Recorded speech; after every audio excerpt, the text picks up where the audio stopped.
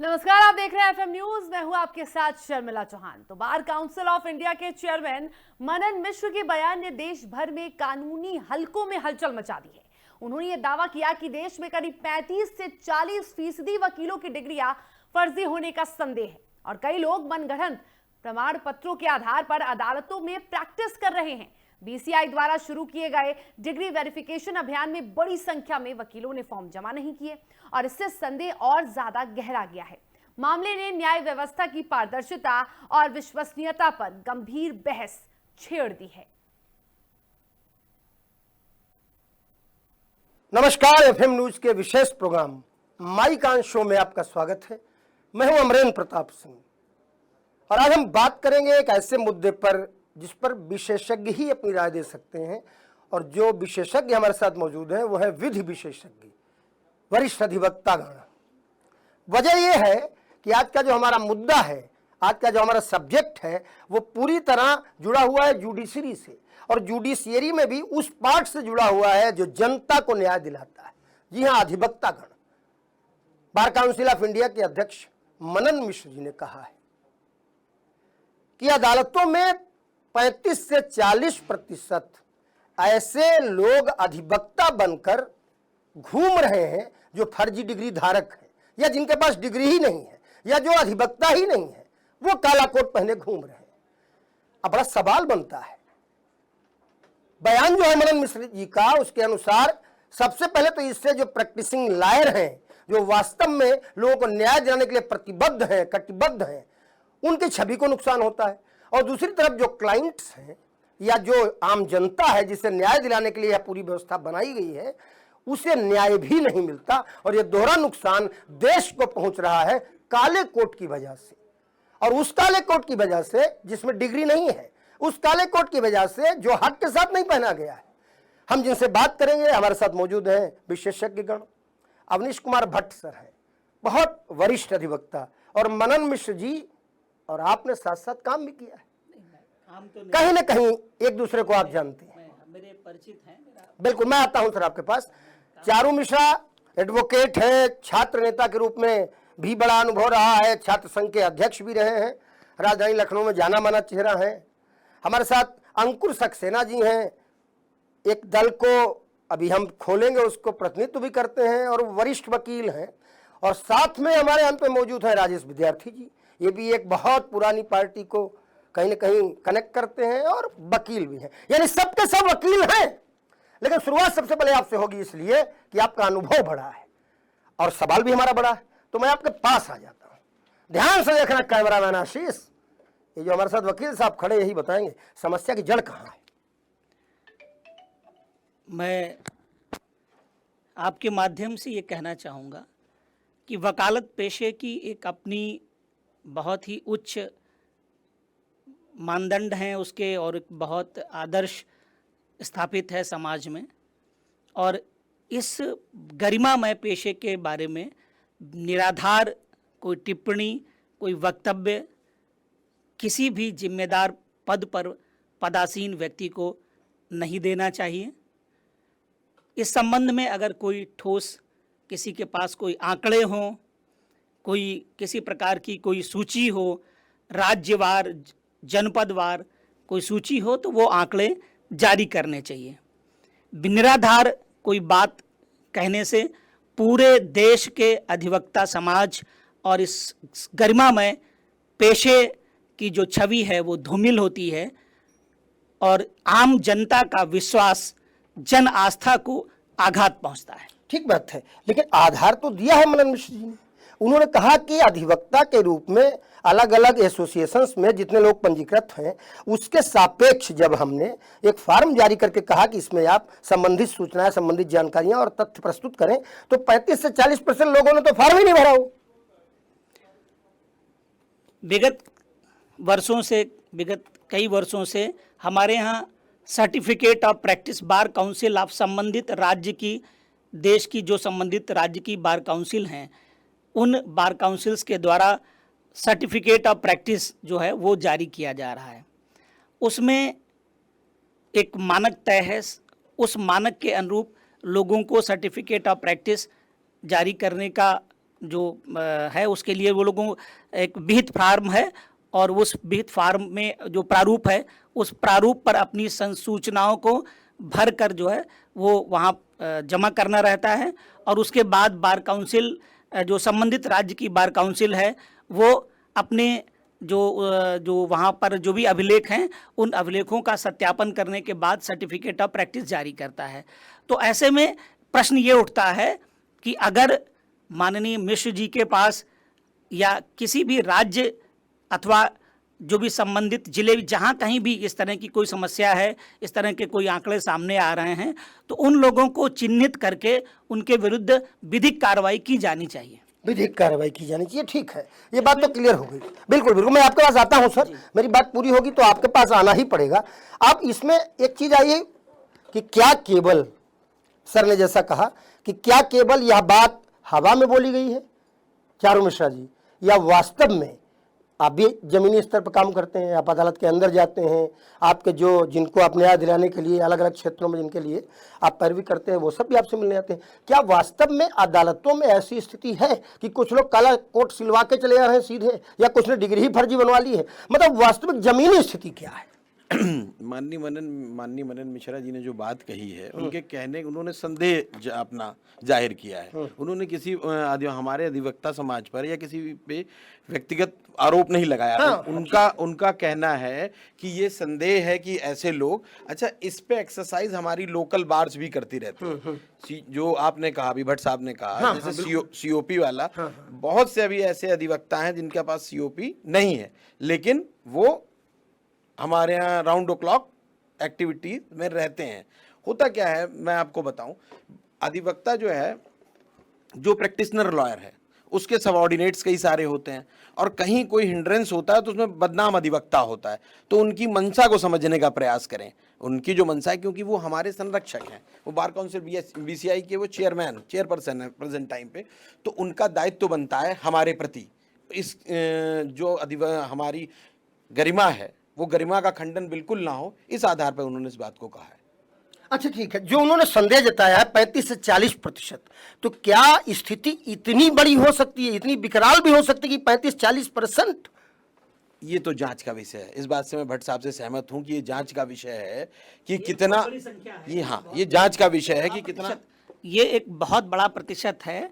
और मेरा अपना मत है कि इस संदर्भ में अगर कोई ठोस आंकड़े राज्यवार, जनपदवार या पूरे बार काउंसिल ऑफ इंडिया के पास इस तरह की कोई डेटा है तो वो सार्वजनिक करना चाहिए। और उन लोगों के खिलाफ जो ऐसे छद्म वेशधारी लोग हैं, जो अधिवक्ता के वेश में मौजूद हैं, उनके पास डिग्रियां नहीं हैं, उनको जो अपने बीएनएस का जो नए जो कानून है उसमें या पुराने आईपीसी में जो भी पेनलाइजेशन के क्लास हैं, उनके तहत जो है, जो धाराएं हैं, उनमें समुचित उनके खिलाफ विधिक कार्रवाई की जानी चाहिए। नहीं, बहुत बड़ी बात कह दी सर। भट्ट सर, मैं चलूँ, आपके पास आने के लिए मजबूर हूँ मैं। मेरी परेशानी ये है, मुझे सबसे पहले जनता को ये बताना है, आपके माध्यम से बताना, क्या वास्तव में ऐसा है कि कुछ लोग छद्म वेशधारी के रूप में वकील बने घूम रहे हैं? नहीं, आप समझने का प्रयास करिए। जब जो छात्र एलएलबी में एडमिशन लेता है, समझने का प्रयास करिएगा, आपको मैं बता रहा हूँ, तो जब उसके 2-3 सेमेस्टर पूरे हो जाते हैं तो वो काला कोट पहनने लगता है, वो एक्टिव हो जाता है। वो कोर्ट में इंटाइटल नहीं है,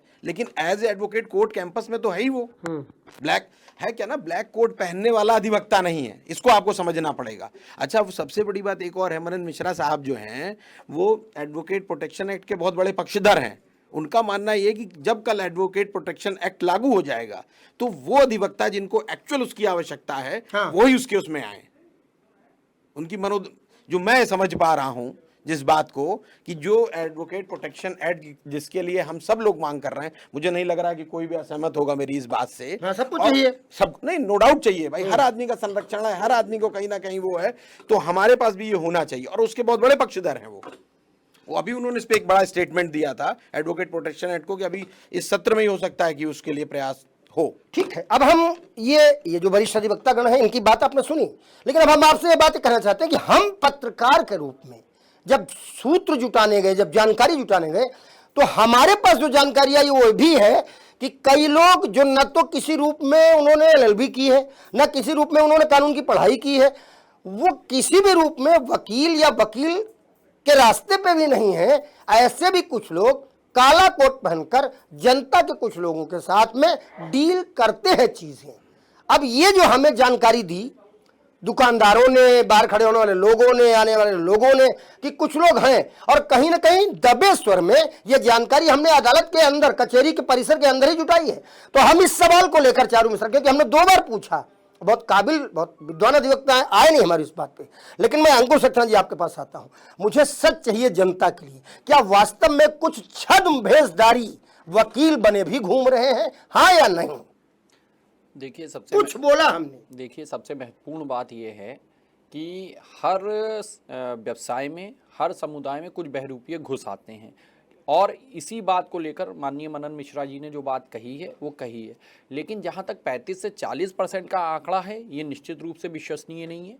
वजह ये है कि केवल COP फॉर्म, जिसको कहते हैं हम लोग सर्टिफिकेट ऑफ प्रैक्टिस, इस सर्टिफिकेट ऑफ प्रैक्टिस के फॉर्म को भरने में अगर किसी से कोई त्रुटि हो गई है, या मान लीजिए कोई बहुत पुराना व्यक्ति है जिसका बार काउंसिल का रजिस्ट्रेशन 30 साल 40 साल पुराना है, तो सर्टिफिकेट ऑफ प्रैक्टिस में जो डॉक्यूमेंट्स हैं उन डॉक्यूमेंट्स को वेरीफाई कराने के लिए संबंधित विश्वविद्यालय को भेजा जा रहा है। अगर वहाँ से उसके रिकॉर्ड में कोई दिक्कत आ रही है, या मान लीजिए किसी परिस्थिति बस वो फॉर्म को भरने में त्रुटि है और कोई रिकॉर्ड को नहीं प्राप्त कर पा रहे हैं, तो ऐसी स्थिति में उसकी लॉ की डिग्री के ऊपर क्वेश्चन मार्क लगा देना ये नॉट जस्टिफाइड है। इसके अलावा उसमें जो आपकी जब आप COP भरते तो उसके साथ में अपने हाई स्कूल, इंटर या ग्रेजुएशन के जो प्रमाण पत्र हैं या सर्टिफिकेट्स हैं उसकी कॉपी भी लगाकर भेजा जाता है। तो मान लीजिए किसी व्यक्ति की 30 साल 40 साल 45 साल 50 साल की प्रैक्टिस हो और उसकी वजह से किसी वजह से उसके मान लीजिए पेपर्स मिसप्लेस हो गए और उसके द्वारा वेरिफिकेशन फॉर्म नहीं भरा जा रहा है, तो वो एग्जेम्प्टेड केस में आना चाहिए। अब बात करते हैं अधिवक्ताओं की। अधिवक्ताओं के ऊपर माननीय मनन मिश्रा जी हम लोगों के संरक्षक हैं। एक संरक्षक के रूप में उनको विचार और व्यक्त करने की एक आज़ादी है, एक अभिव्यक्ति की स्वतंत्रता भी है। लेकिन अगर उनकी उस आज़ादी और उस अभिव्यक्ति की स्वतंत्रता से कहीं ना कहीं अधिवक्ताओं की साख के ऊपर प्रश्न चिन्ह लग रहा है, तो एक बार उनको भी अपने विचार के ऊपर पुनर्विचार करना चाहिए। वाह वाह वाह वाह वाह, विचार तो सबको करना चाहिए, लोकतंत्र। मैं उनके पास जाता हूँ, लेकिन उससे पहले मैं आपके पास आ जाऊँ। COP सर्टिफिकेट ऑफ प्रैक्टिस, इसको न भरने की, अगर इसको आधार बनाया गया कि भाई 100 वकील थे जिसमें जो है 35 वकीलों ने या 40 वकीलों ने COP ही नहीं भरा, तो जब COP भरा ही नहीं तो उसी आधार पर उन्होंने कह दिया कि फर्जी डिग्री वाधारक। तो ये COP न भरने के कारण कारक क्या क्या हो सकते हैं? COP ना भरने के कई कारण हो सकते हैं, जैसे अभी हमारे साथी ने बताया हाँ। कि कई बार ऐसा होता है जो बहुत पुराना प्रैक्टिशनर जैसे विश्वविद्यालय उसके वेरिफिकेशन के लिए भेजा गया। अच्छा, मैं एक चीज़ और आपको अवगत करा दूं, इससे पहले जब था तब सर्टिफिकेट नहीं उसके लिए वो अलाउ किए थे। अब इस टाइम प्रेजेंट टाइम पे जो चल रहा है, तब जब COP बनवाएगा तो उसके सारे डॉक्यूमेंट्स भी चेक किए जाएंगे। मैं आता हूँ राजेश विद्यार्थी जी के पास में। राजेश जी, जितना कुछ अभी क्लियर हो पाया है मुझे लगता है वो नाकाफी है। ये जो पूरा मसला है, आपको क्या लगता है इस मसले की वजह क्या है, कारक क्या है, कारण क्या है और निवारण क्या है? देखिए, जब कभी कोई मुद्दा उठता है तो निश्चित रूप से आग जब लगती है तो तभी धुआं उठता है, इसमें कोई शक नहीं है, इसमें कोई दो राय नहीं है। इसलिए मैं अच्छे से बता सकता हूँ कि मैं लखनऊ विश्वविद्यालय छात्र संघ का जूनियर लाइब्रेरियन रहा 93-94 के सत्र में, तो छात्रों के बीच में भी रहा, कैसे डिग्रियाँ होती हैं और क्या होता है वो भी सब मैं जानता हूँ। और यहाँ जो 30-40% का है, ये कोई आंकड़ा तो उन्होंने ऑथेंटिक आंकड़ा तो नहीं दिया, लेकिन उन्होंने अंदाज़ा लगाया है। तो आंकड़ा ये भी हो सकता है, इसमें कोई हम नहीं कहते, लेकिन ये सच्चाई है कि बहुत सारी अदालतों के इर्द गिर्द अगर आप चक्कर लगाएं तो दलालों का गठजोड़ जो सुबह 5 बजे से सक्रिय होता है और रात 11, 12, 1 बजे तक सक्रिय रहता है। तो क्या वो दलाल जो है वो काला कोट भी पहनते हैं? बिल्कुल पहनते और हैं। क्या वो दलाल जो काला कोट पहनते हैं, जो सो काल दलाल, हम किसी को नहीं कह रहे, लेकिन अगर ऐसे लोग हैं तो क्या वो नॉन डिग्री धारक होते हुए भी काला कोट पहन के आपके बीच में घूमते रहते हैं? बिल्कुल बिल्कुल, ये इसलिए क्योंकि हम 99 से प्रैक्टिस करते हैं और मैंने इसको बहुत करीब से देखा है। तो जो वो लोग होते हैं वो 2-3-4 काम करते हैं, मैं बता रहा हूँ आपको उसको।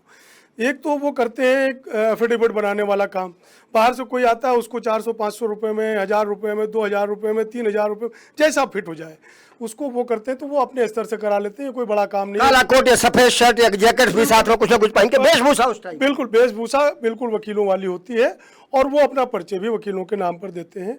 उसके साथ हम लोग जैसे हाई कोर्ट में प्रैक्टिस करते हैं तो होता क्या है कि वो लोग, उनके पास जब क्लाइंट आता है तो उससे वो डील करते हैं और डील करने के बाद हम लोग तो कहीं जाते नहीं हैं क्लाइंट को पकड़ने के लिए, वो लोग आते हैं और वो आने के बाद वो कहते हैं कि भाई ऐसा है कि इसमें इतना पैसा आपको फीस मिल जाएगी, उसके ऊपर हम क्या ले रहे हैं वो तो हम लोगों की अपनी फीस मिल तो गई। आप अलग ही रील चला दे रहे हो राजेश जी।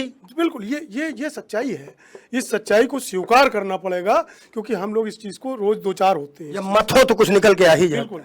तो वो जो आपने अभी बताया कि कचहरी के इर्द गिर्द लोगों से आपने बात की, तो उन्होंने जो आपको जो भी अवगत कराया जो भी चीज़ों से। राजेश जी, हम रिपोर्टर हैं, हम तो रिपोर्ट ही पेश कर सकते हैं, हमारी खुद की तो कोई बात है नहीं। कैमरामैन आशीष, हम और आप खुद तो कुछ कह ही नहीं सकते।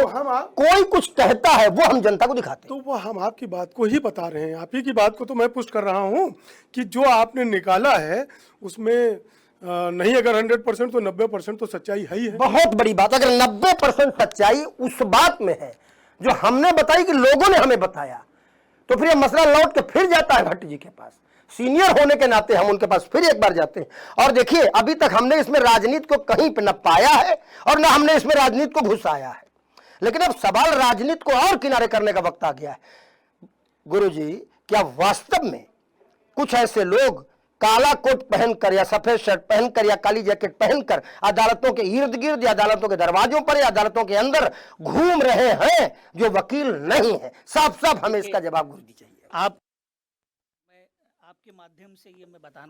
मैं आपके माध्यम से ये मैं बताना चाहूँगा कि काला कोट पहनने से किसी को डिबार नहीं किया जा सकता है। कोट बहुत सारे आप देखेंगे 5 स्टार के बैराज भी जो है काला कोट पहन के घूमते रहते हैं। लेकिन भट्ट साहब, हम उस काले कोट की बात नहीं कर रहे जो शादी में पहन के आदमी जा रहा, हम तो सफेद टाई के साथ काला कोट और अदालत में पहन के जो जा रहे हैं उसकी बात कर रहे हैं। अदालत, आम जनता को ये देखना होगा कि जो पूरा उसका अधिवक्ता की जो ड्रेस है उसमें जो बैंड होता है, वो जब बैंड हम जब लगाते हैं तो वो ड्रेस का पार्ट होता है, और तभी जो है वो अधिवक्ता के रूप में उसको कहीं अदालत में अपीयर होने का जो है। आम जनता देख पाए न देख पाए, आम जनता कैसे परख ले कि वकील साहब है नहीं, लेकिन आप हमें जिम्मेदार होने के नाते, विद्वान होने के नाते, हमारे निवेदन पर ही सही ये बताइए, क्या स्थितियों में दाल में नमक बराबर सही लेकिन काला कुछ है कि नहीं है? नहीं, ऐसे देखिए, किसी पर रोक नहीं लगाई जा सकती है। कोई आदमी अगर काली जो है काला कोट पहन के घूम रहा है अदालत, आप ही मान लिया पहन के घूम रहे हैं, तो हम आपको कैसे रोक देंगे?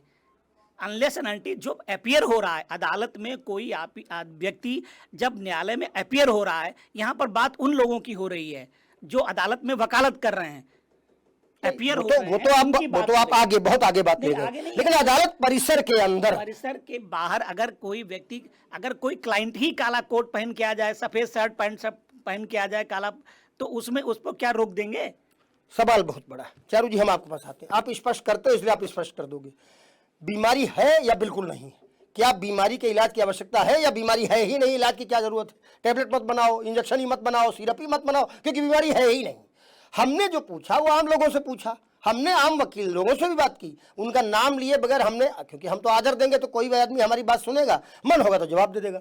तो ये निकल के आया, राजेश विद्यार्थी ने बताया कि हैं कुछ छद्म भेषधारी लोग वकील बन के घूम रहे हैं, और क्या उनको रोकने का कोई सिस्टम? हर जगह बार एसोसिएशन है। लखनऊ में कितनी एसोसिएशन, हम सबका आदर करते हैं, Lucknow bar association, central bar association, Awadh bar association, high court bar association, क्या कोई सिस्टम, कोई मैकेनिज्म नहीं है ऐसी चीजों को रोकने का?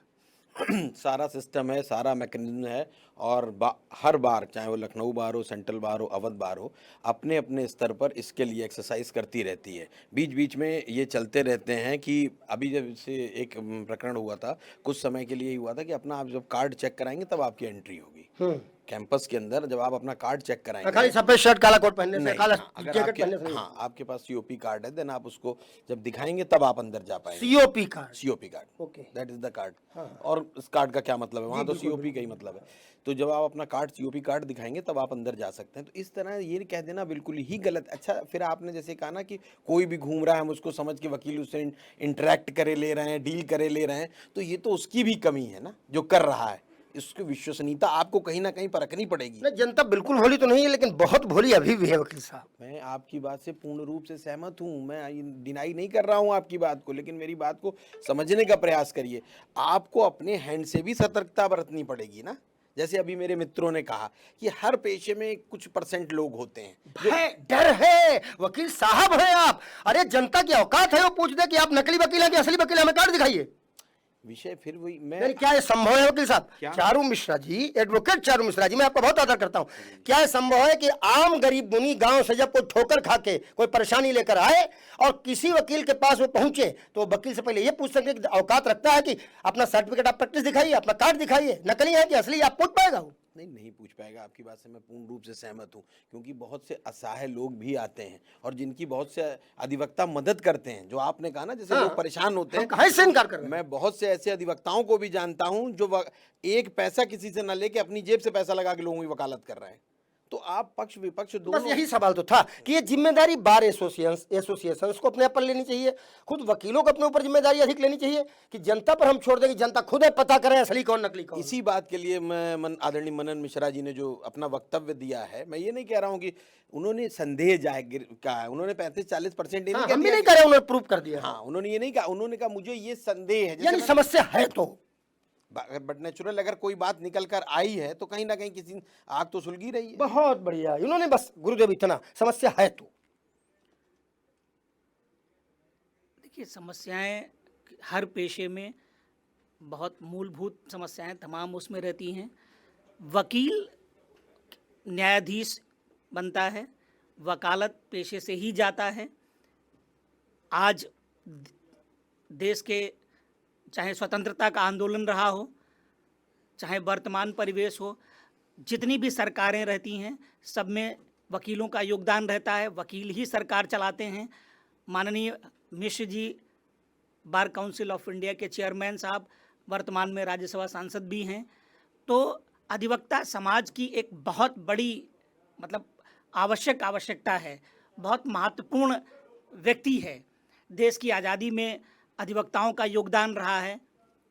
कोई नकार नहीं सकता इन चीजों को। इन बातों से किसी भी रूप में उनके महत्व को नहीं, हम कम नहीं करते ना, बिल्कुल नहीं, किसी भी स्थिति में ये बात है। लेकिन बावजूद उसके कभी भी अधिवक्ताओं के योगदान को, अरे लोग कहते हैं भाई जब तुम्हारी कोई न सुने, सरकार न सुने, दरबार न सुने, अखबार न सुने, तब तुम्हारी सुनेगा न्यायालय, और न्यायालय में वो बात सुनवाएगा अधिवक्ता, ये हम खुद कहते हैं। लेकिन सवाल फिर वही है कि ये जो समस्या है, बात यहां तक चली, चारू मिश्रा जी ने हमें यहां तक तो पहुंचा दिया कि समस्या है, और आपने भी कहा है, राज विद्यार्थी जी ने भी कहा है। अब सवाल है कि समस्या के समाधान के लिए सबसे बड़ी जिम्मेदारी किसे उठानी चाहिए? क्या जनता में इतनी हिम्मत है कि वो हर वकील से पूछ ले कि नकली हो कि असली कार्ड दिखाओ?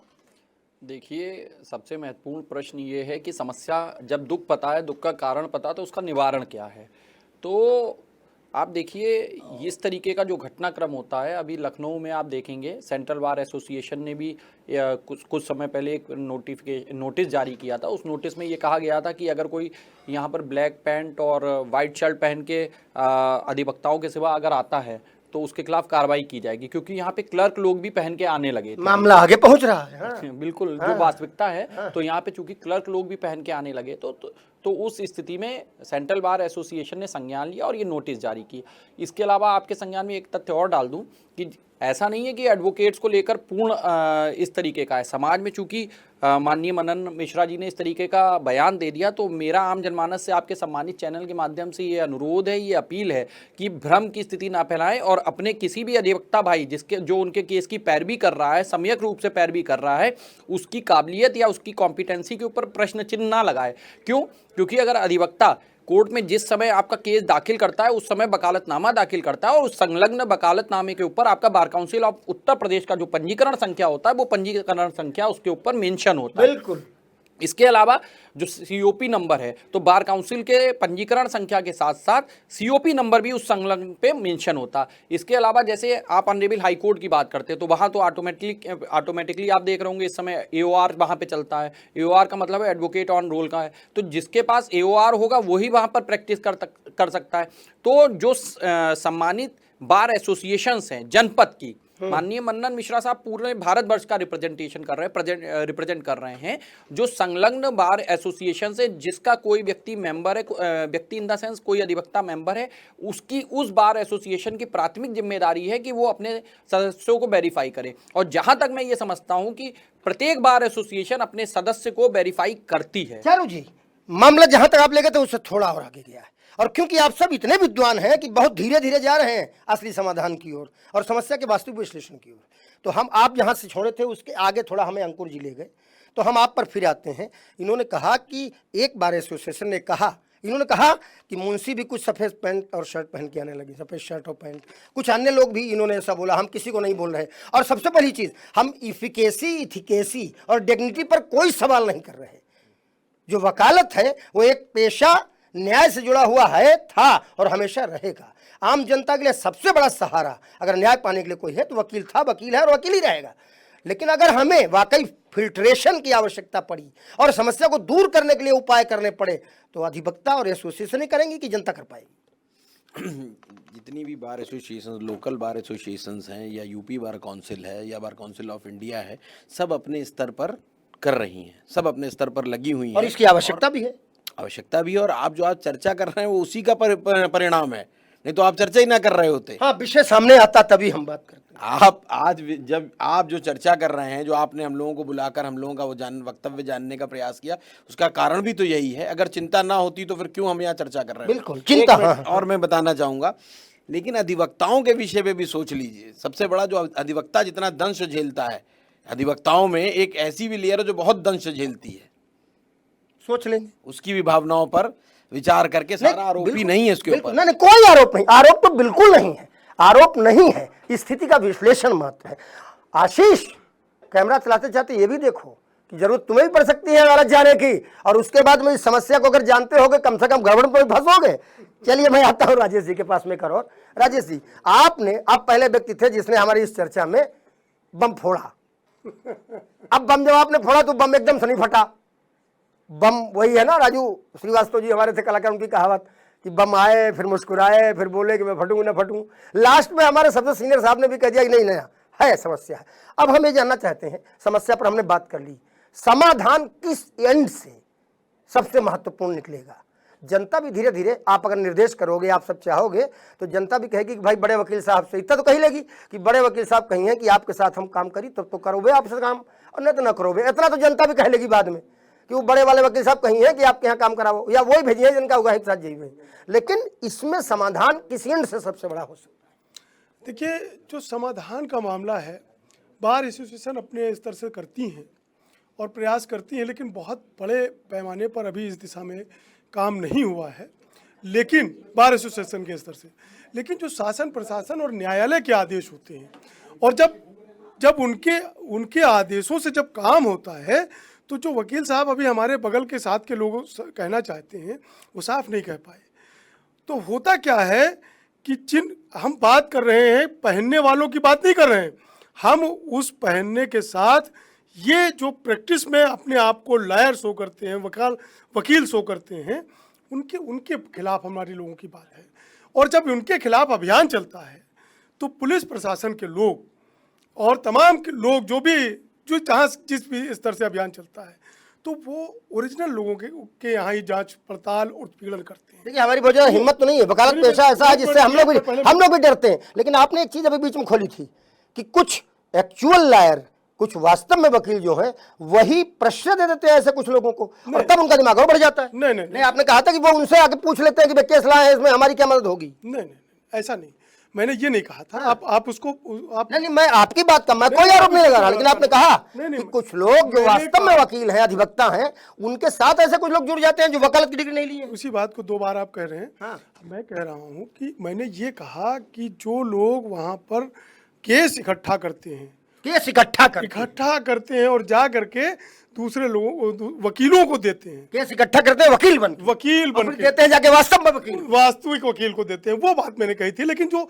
अभी आप समाधान पूछ रहे थे, अभी आप उस पर तो समस्या तो यहाँ भी है। समस्या हमने तो सबसे पहले तो हम ही ने कहा कि सब समस्या है। आप ही ने कहा, मैं तारीफ कर रहा हूँ। हाँ, मैं आया। और दूसरी समस्या, देखिए, एक बड़ा अभियान चलना चाहिए, गाड़ियों पर एडवोकेट लगा करके पूरे शहर में अधिवक्ताओं को बदनाम करने का जो चल रहा है, उस पर भी एक वो चलना चाहिए। कौन करे हिम्मत, पुलिस आपसे डरती है, पत्रकार तो आपके किनारे नहीं खड़ा होता, इतना डरता है। कौन कहे कि भैया वकील साहब हो कि नहीं हो, लिखे वकील साहब। नहीं, इस विषय में जिला प्रशासन और बार काउंसिल की बैठक, बार काउंसिल जितनी भी है हमारी, उनके पदाधिकारियों की एक बैठक होनी चाहिए। समाधान तो आपके इन से ही निकले। तो कह तो रहा हूँ मैं, अब बता अंकुर जी, अंकुर जी, हाँ। तो जो बार काउंसिल के जो पदाधिकारी हैं और वो और पुलिस के साथी, पुलिस के जो एडमिनिस्ट्रेशन के लोग हैं, वो लोग भी एक बैठक करने के बाद इस बात का अभियान चलाएं कि देखिए भाई, वकील साहब अगर आपसे कोई कार्ड मांगा जाएगा, आपकी गाड़ी पे एडवोकेट लिखा है, तो अगर कार्ड मांगा जाएगा तो आप लड़ाई झगड़ा नहीं करेंगे। नहीं, लेकिन बहुत कमजोर भी पड़ेंगे तो स्थितियां दूसरी हो जाएंगी। मैं आपके पास आता हूं, आपने इशारा किया था कि फिर कोई कुछ भी समझ लेगा बहुत कमजोर। मैं आपके पास भी आता हूं। आपने उंगली उठाई थी और उंगली आपने वहां पर उठाई थी जहां पर झटका लग रहा था, और वो झटका ये था कि कुछ प्रैक्टिसिंग लॉयर ऐसे लोगों को, केस इकट्ठा करने वाले को प्रेशर देते हैं। और ये सवाल हमने आगे इसलिए बढ़ाया कि वास्तव में आप वकील हैं तो वकालत की गरिमा बचाना और बनी रहे। अगर कुछ लोग डुप्लीकेट बनकर उसको कमजोर कर रहे हैं तो आपको तो सबसे बड़े आगे होगा, और यदि आप ही उन लोगों को कनेक्ट कर लेंगे तो फिर जनता या बाकी लोग क्या कर पाएंगे। देखिए अमरीन जी, विदाउट इंटरप्शन एक बात कहना चाहूँगा हाँ। कि असली अधिवक्ता जो होता है ना, वो इस तरीके के अराजक तत्वों को कभी प्रश्रय नहीं देता है। वो इस तरीके के जो सफ़ेदपोश लोग होते हैं जो वकालत के धंधे में घुसाए हैं, हमेशा उनका विरोध करता है और उनको हाशिए पे डालता है। अब सवाल है कि जैसे माननीय मनन मिश्रा जी ने जो बयान दिया, तो इस पर मैं ये एक बात और कहना चाहूँगा आपके सम्मानित चैनल के माध्यम से। उनने ये तो कह दिया कि 35 से 40% जो वकील हैं या जो अधिवक्ता भाई हैं, उनकी डिग्री के ऊपर उनने प्रश्न चिन्ह लगा दिया। लेकिन क्या माननीय मनन मिश्रा जी ने जो इस तरीके से अधिवक्ता भाई, मान लीजिए 35 से 40% है, तो जो बाकी के 55 से 60% अधिवक्ता भाई बचे हुए हैं, क्या उनकी सुविधाओं को लेकर, क्या उनके पास चैम्बर्स नहीं है उनके बैठने की व्यवस्था को लेकर, या उनकी मूलभूत आवश्यकताओं को लेकर, या उनकी व्यक्तिगत परेशानियों को लेकर, उनको किसान एडवोकेट को एक लोन नहीं बैंक से मिलता है, इस तरीके की घटनाओं को लेकर मनन मिश्रा जी को एक बार आम जनमानस के बीच में अपने विचार नहीं व्यक्त करने चाहिए थे। और हम निवेदन करेंगे, कर रहे हो। एक बात और भी स्पष्ट करना चाह रहा हूं, अधिवक्ता के ऊपर आज की डेट में उंगली उठाना सबसे आसान हो गया, और बड़े खेद के साथ कहना पड़ रहा है कि अधिवक्ता वर्ग के ऊपर जो उंगली उठाते वो अधिवक्ता भाई उठाते, जबकि मेडिकल फील्ड जो सबसे ज्यादा आज की डेट में माना जाता है कि मेडिकल की फील्ड में सबसे ज्यादा करप्शन है, बात 40 से लेकर 70% दवाओं के ऊपर, 80% दवाओं के ऊपर है, और पता नहीं वहां पर ना सीओपी का प्रोविजन है ना कोई है, पर मेडिकल व्यवस्था पे कोई नहीं कहता। और अधिवक्ता भाई जब bar council of Uttar Pradesh और bar council of India COP का खुद रिन्यूअल कर रहे हैं, हर 5 साल पे हमको प्रमाण पत्र देना पड़ता है कि हम अधिवक्ता हैं। रोक लो कोई इनको, भाई डॉक्टर और वकील लड़ जाएंगे इनकी बात से। हम कैसे, हम आरोप आप पे भी नहीं लगा रहे। अब तक हमने 0% हिम्मत की है, कोई आरोप हम नहीं लगा रहे। हम सिर्फ आपके सामने आप ही की समस्या इसलिए रख रहे हैं कि उसका विश्लेषण होगा तो जनता आपके प्रति और ज्यादा विश्वास करेगी। तो क्या वो जो दीमक है, भले वो अभी 0.5% हो, हम 35-40% नहीं बोल रहे हैं उसको, अगर वो 0.5% भी है तो दीमक है। एक तरफ से घुसती है तो अंत में जाके छत तक निकलती है। क्या उस दीमक को बढ़ावा घर में बैठे हुए मालिक साहब ही दे रहे हैं? इस पे मैं कहना चाहूँगा, जैसे अभी आपने उन्होंने एक हमारे जो मित्र राजेश विद्यार्थी जी ने एक बात कही कि कई लोग स्टिकर्स लगा के घूम रहे हैं। अगर आपको कोई भी कार्रवाई करनी है तो आपको लोकल बार एसोसिएशन को फेवर में लेना पड़ेगा, उससे आपको चर्चा करनी पड़ेगी, उसको आपको सहमत करना पड़ेगा। और अधिवक्ता अपनी बार का सम्मान करता है, जिस बार का वो मेंबर होता है उस बार का सम्मान करता है और उसके बात को मानता है। तो मेरा ये बार बार आपसे कहना है कि अगर आप ट्रांसपेरेंसी चाहते हैं या आप गुणवत्ता चाहते हैं, कोई भी कार्रवाई तभी सफल हो सकती है जब हमारी बार एसोसिएशंस उसमें सहयोगी होंगी, उसमें आपकी पक्षधर होंगी और आप अपनी बात उनको समझाने में सफल हो जाएं। हाँ, तो यदि मनन मिश्र जी भी चाहते हैं कि इसका निवारण हो, मनन मिश्र जी ने यदि इसी उद्देश्य से ये बात सामने रखी है, संदेह व्यक्त किया है कि एक बड़ी समस्या है जिसमें हमारे अधिवक्ताओं का सम्मान कम हो रहा है कुछ ऐसे लोगों की वजह से जो अधिवक्ता हैं ही नहीं, तो वहां पर भी उनकी जो संदेह की स्थिति बनती है उसमें भी बार एसोसिएशन ही सबसे बड़ी सहयोगी हो सकती है ना।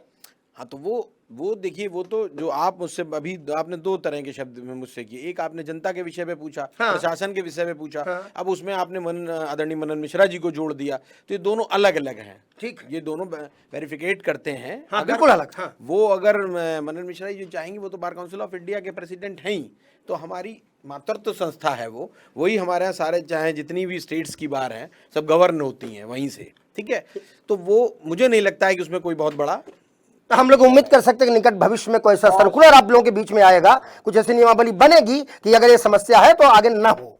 हमेशा आती रहती हैं, आप लोगों को जानकारी नहीं हो पाती है, लेकिन आती रहती हैं और अपने अपने स्तर पर चेकिंग अभियान या इस तरह का जितना भी वो है बार एसोसिएशन, चाहे लोकल स्तर पे हो, चाहे अपनी स्टेट की बार हो, चाहे सेंटर, ये करती रहती हैं जिससे आपको गुणवत्तापूर्ण अधिवक्ता प्राप्त हो सके। बहुत बढ़िया। और हमारे पास भी केवल अब 6 से 7 मिनट है और मैं बिल्कुल लास्ट सवाल लेके जाऊंगा और सबके पास एक एक बार जाऊंगा। आशीष, आपकी जरा ध्यान रखियो कि फोटो भी अच्छी आए और बात भी अच्छे से समझ में आए। बहुत अच्छी बात इन्होंने बोली कि बार काउंसिल ऑफ इंडिया एक बहुत सक्षम संस्था है और वो पूर्ण रूप से सभी बार एसोसिएशनों से कनेक्ट है। यदि आवश्यकता पड़ती है तो सर्कुलर बनेगा, नियम बनेंगे, उनको लागू किया जाएगा और कहीं कमी है तो अपने आप दूर होगी। हमने एक कहावत सुनी थी अपने बचपन में, क्योंकि मेरे भी बाल सफ़ेद हो रहे तो कहावतें बहुत मुझे याद है कि नदी जब अविरल बहती है तो निर्मल स्वयं हो जाती है। तो क्या हम उम्मीद करें कि अब ये आज बात जो हमने शुरू की, हमसे पहले कुछ लोगों ने शुरू की और आप सबने हमें समय दिया, आपका आभार है इसके लिए, ये नदी अविरल बहेगी और निर्मल होकर रहेगी।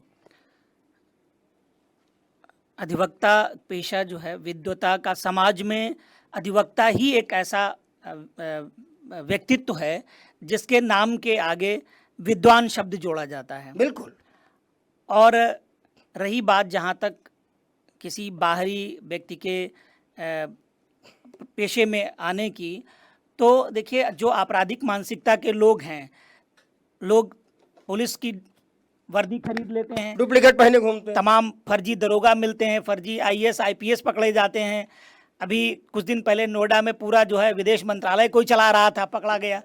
तो जो आपराधिक प्रवृत्ति के लोग हैं, जो भी कोई आपराधिक मानसिकता के साथ कोई अपराध करेगा, उसके लिए एक व्यवस्था बनी है, मैकेनिज्म बना हुआ है, थाने खुले हुए हैं, उनके खिलाफ कार्रवाई की जाएगी और उनको सज़ा सुनाने के लिए हमारे न्यायालय जो है वो बने हुए हैं।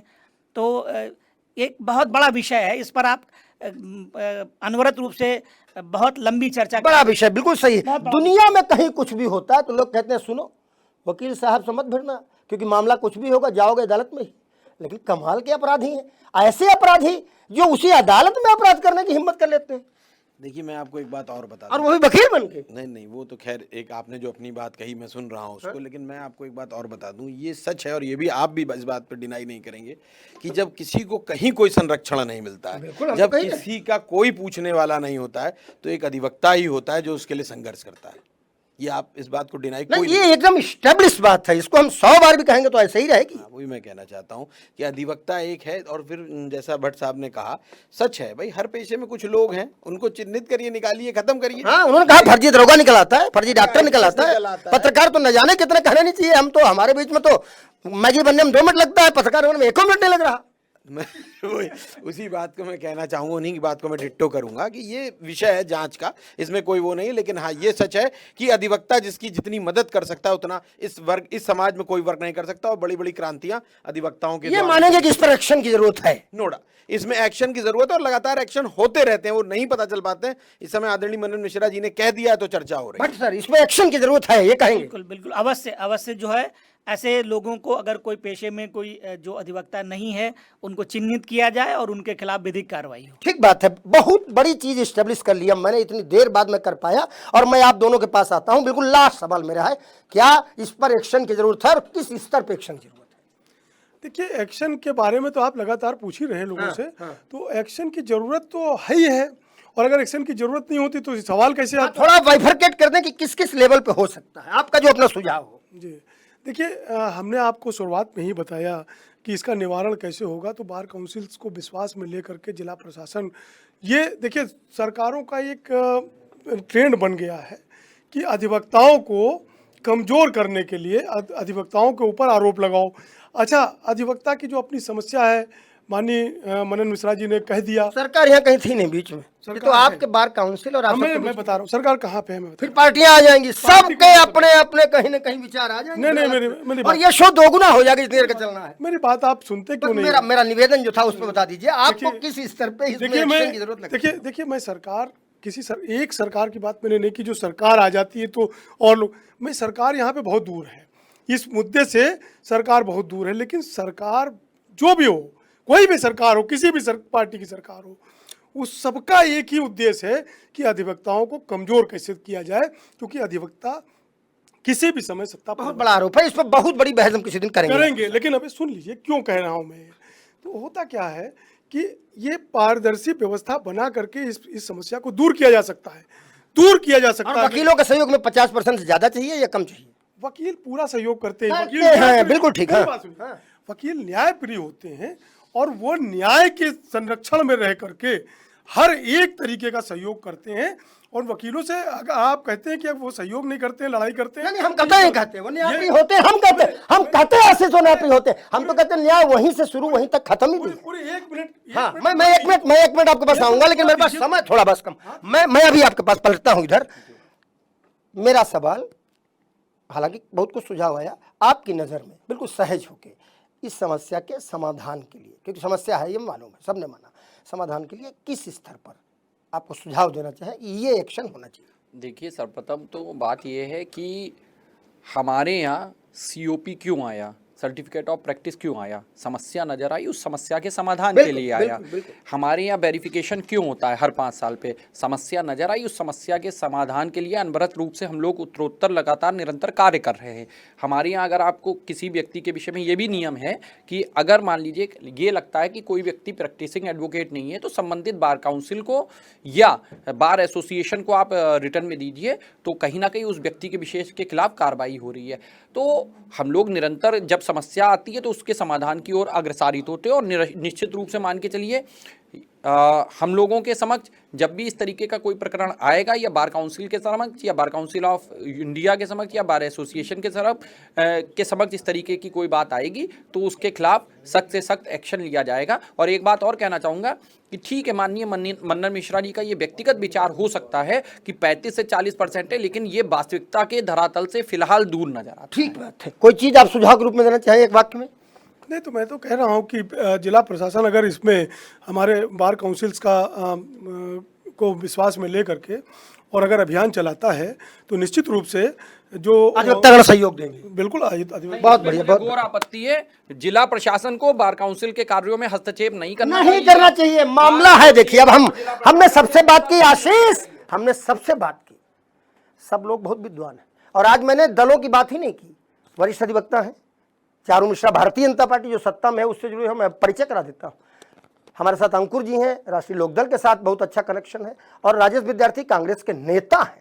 लेकिन बावजूद इसके आज हमें पहली बार अपने शो में किसी दल का नाम लेने की जरूरत नहीं पड़ी शो के बीच में, क्योंकि मसला था न्याय का, मसला था न्याय को जनता को दिलवाने वाले उन अधिवक्ताओं का, जिनके बारे में लोग कहते हैं कि अदालत एक ऐसी जगह है जब कहीं कोई तुम्हारी न सुने तो अदालत में जाओगे, वकीलों के माध्यम से जज तुम्हारी सुनेंगे। लेकिन उस अदालत में ही कुछ असामाजिक तत्व घुस गए हैं। हम उन्हें अपराधी न भी कहें तो असामाजिक तो हैं वो, अव्यवस्था तो फैल रही है उनकी वजह से, और मुश्किलों तो आ रही हैं। तो फिर ये ऐसी चीज है, जैसा मैंने कहा, एक ऐसा अनोखा पेशा है ये कि इसको ठीक भी अपने आप ही ये कर सकते हैं। अदालत में और वकीलों से जुड़ी हुई समस्या को अगर कोई ठीक कर सकता है तो वकील ही कर सकते हैं, ऐसा हमें लगता है। शासन प्रशासन सहयोग में हो सकता है, जनता उनके निर्देशों पर जो वो कहेंगे कर सकती है, लेकिन ठीक तो इस बीमारी को उसी को करना होगा जिनके बीच में ये बीमारी फैली है, मुझे ऐसा लगता है। देखते रहिए, विश्लेषण करेंगे किसी और मुद्दे का। तब तक के लिए अमरेंद्र प्रताप सिंह का नमस्कार। और इसी के साथ इस खास शो माइक ऑन में फिलहाल इतना ही। मुझे दीजिए इजाजत, नमस्कार।